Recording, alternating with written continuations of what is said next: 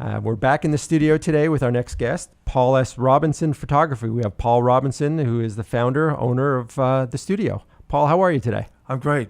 I'm pleased to be here. Good. It's a pleasure to have you here. Before we started on air, we talked a little bit about your background, and why don't you tell our listeners a little bit? Sounds like you've had a varied career in photography and shot some amazing things. I've been very fortunate over the 18 years of my career, starting out at New England School of Photography in Boston on Kenmore Square. And from there, I branched out and worked for one of my instructors as a assistant. He was a commercial photographer, and I learned a lot about product photography from him. And then from there, went into newspaper journalism and worked at the Taunton Daily Gazette for 5 years. And general assignment, you would be out shooting stories? And general assignments and looking for what they called standalone photos, which would just be a spot to fill in the newspaper. Mm-hmm. And community images, people doing things around the town. And we covered quite a large area. Pretty good footprint. Yeah. Yes.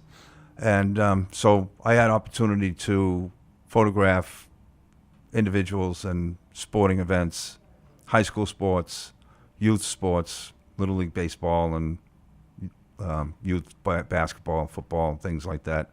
But I also had the opportunity to photograph professional sports like the PGA Deutsche Bank tournament in Norton for 4 years. So a lot of that experience, I would imagine, when you're doing that, and having just recently been a little bit a part of that. When you talk about Little League, it's close to my heart.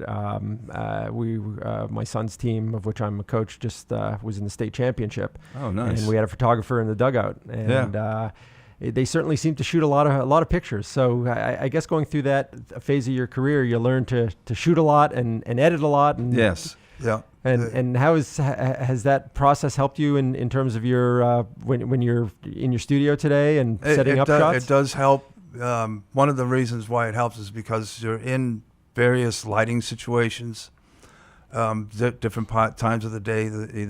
If you're outdoors, the sun is higher in the sky midday, and then sometimes the Little League games are in the afternoon, so the sun is pretty strong at that time of the day.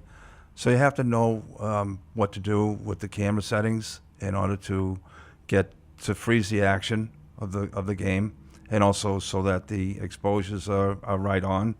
So you really need to know what to do and how to do it. And one of the main things about photographing sports is to be familiar with the sport so that you can anticipate the action That's a to great get point. that shot.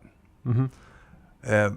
During the PGA Deutsche Bank tournament, you can pretty much anticipate what the golfer is going to do. If they're in the sand trap, obviously they're going to try to hit the ball out of the sand trap, and so you've got to time your shot perfectly so that you get the ball and the sand and the golfer in the shot. You're also looking for reaction shots as well. Now, when you started your career, I would imagine things were film. Yes. And so it's evolved quite a bit, imagine, Very with much digital so. photography. Mm-hmm. How has that changed in terms of, both from a photography standpoint, a production standpoint, all of those elements? More competition out there perhaps because it's easier, less barriers to get in. There is more competition because the cameras, people can put the camera on automatic or any one of the automatic settings and try to get a decent shot, but they end up shooting many more frames than I would because they're what they call is a spray and pray. So they rapid fire and hope that you get a good one. And hope they get a couple of good ones.